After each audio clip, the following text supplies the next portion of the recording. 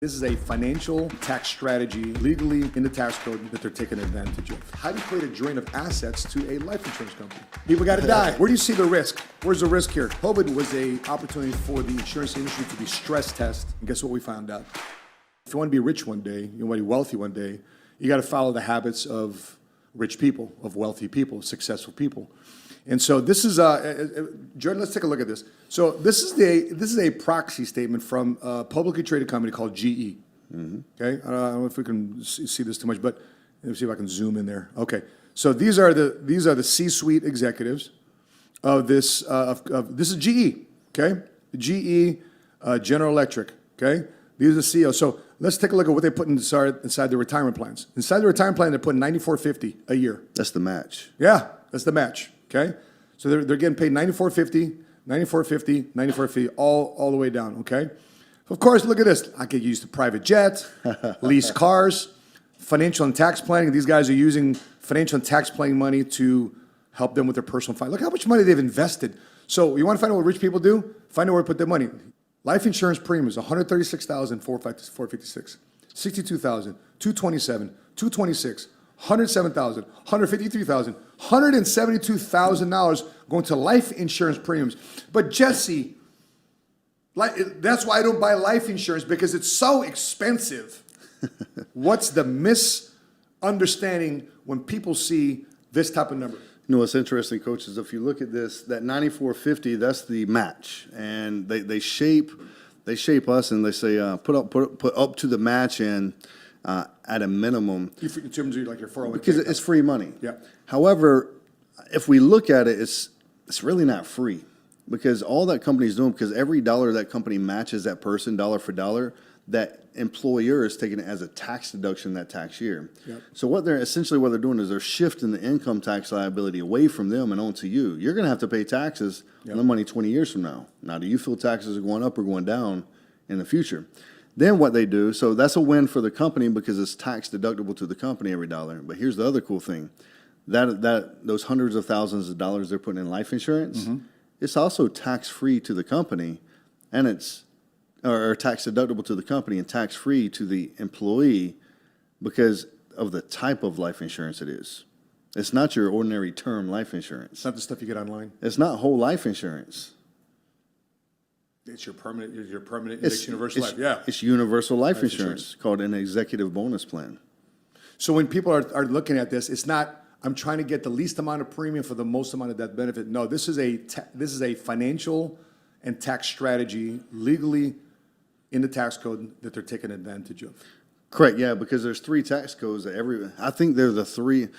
I mean, I may be a little biased, but they're the three strongest tax codes in the U.S. tax codes. Is 72E, which is you can put your money inside of life insurance tax-free. Yep. 7702 says you can access your money tax-free. Yep. And Section 101A says that you can transfer your money to a beneficiary upon your passing tax-free. The question is, well, why? Why would they buy life insurance, permanent life insurance? This is not term insurance. This is permanent insurance, more specifically not whole life, more specifically universal life, or in some instances, index universal life insurance.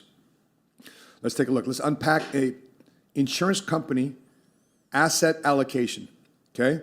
Let's get insurance premiums. Let's go 2020 to 2021, commission fee, negative income, revenue. Okay, more importantly, I want you to take a look at this, okay? This is where the asset allocation here is of this particular insurance company. This is not secret information. This is public information. One of the companies we do business with, National Life Group, this is their asset allocation.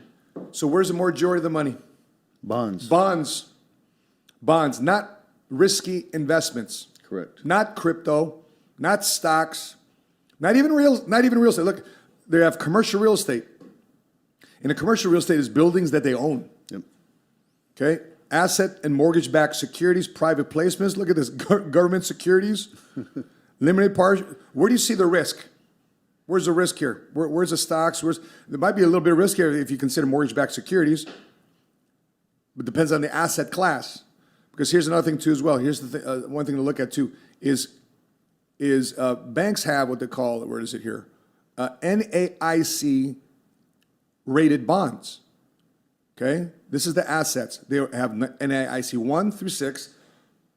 rated bonds. 47% of this insurance company's holdings is an NAIC1. Let's define that. The NAIC, through its Securities Valuation Office, has its own credit rating scale for the insurance industry, running from NAIC1, low risk, to NAIC6, highest risk.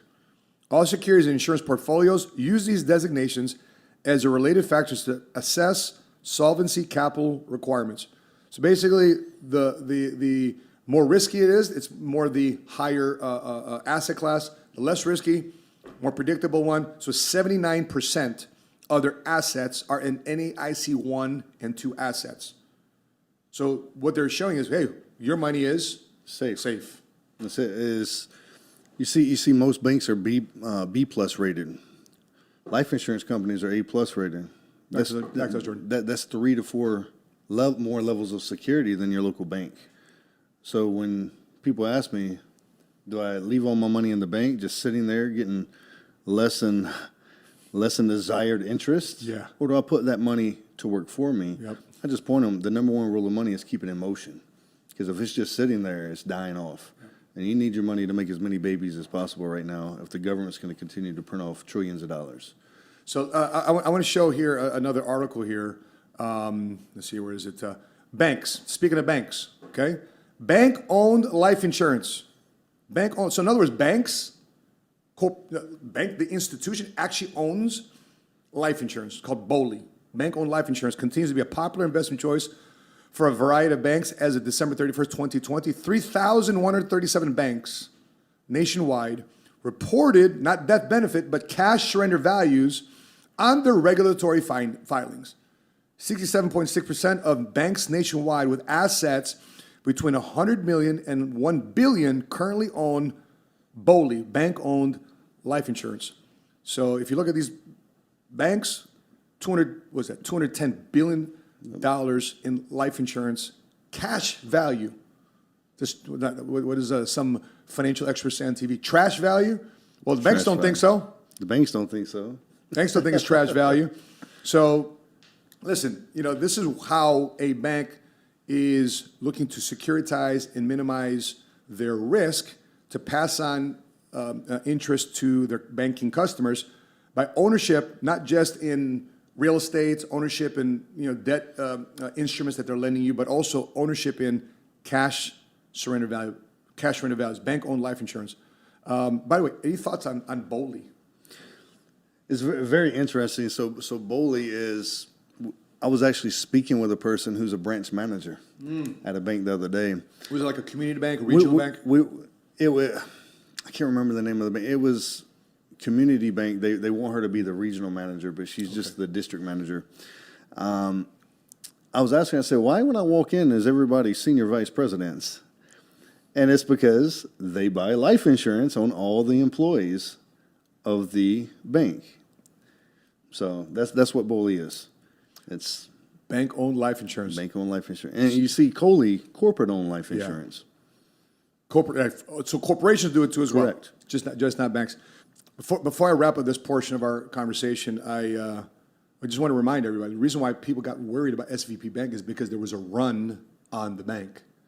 A bunch of depositors, people had bank accounts there, started withdrawing. That's what the run means. They were running their money out. They're withdrawing the money from the bank, depleting the bank's assets, so therefore it exposed the bank to risk. In this case, regulators shutting down that bank. Now, the flip side is, if we're talking about, where's my money safe? We have a conversation we have all the time. And I'm not an investment advisor, but I have a rule of thumb. I call it the 4 homes of money. I want my money where it's liquid. I want my money where it's safe. I want my money where it's earning a higher rate of return, beating inflation. And number 4 is where it has tax advantages. So we're talking about, well, man, how safe is the life insurance industry? Well, how do you not have a run in the life insurance industry? So if there's a run in the bank, which means what? People are withdrawing money from the bank, so there's a drain of assets. How do you create a drain of assets to a life insurance company? People got to... Mass murders. People got to die. You got to die. Basically, a major war hits the West Coast, hits the East Coast, where all these people who had policy with insurance companies are now asking for a claim. So basically, a major catastrophe has to happen, war basically has to happen, and the people that go to work have to have insurance policy with that particular insurance company, and what potentially may have exposed the weakness of the life insurance industry in the last 3 or 4 years. What was it? What was that situation we just all went through with masks and vaccines and all this stuff, lockdowns and shutdowns, essential, non-essential? The pandemic, COVID. And COVID was an opportunity for the insurance industry to be stress test, to see people dying from COVID. Would they create a run on the life insurance companies? And guess what we found out? It didn't. Did people die? Yes. Did people die with life insurance policies in force? Yes. But guess what's not created? A run on the life insurance industry. So if you like that clip, please watch this one right here. If you want to see the full podcast, click right here.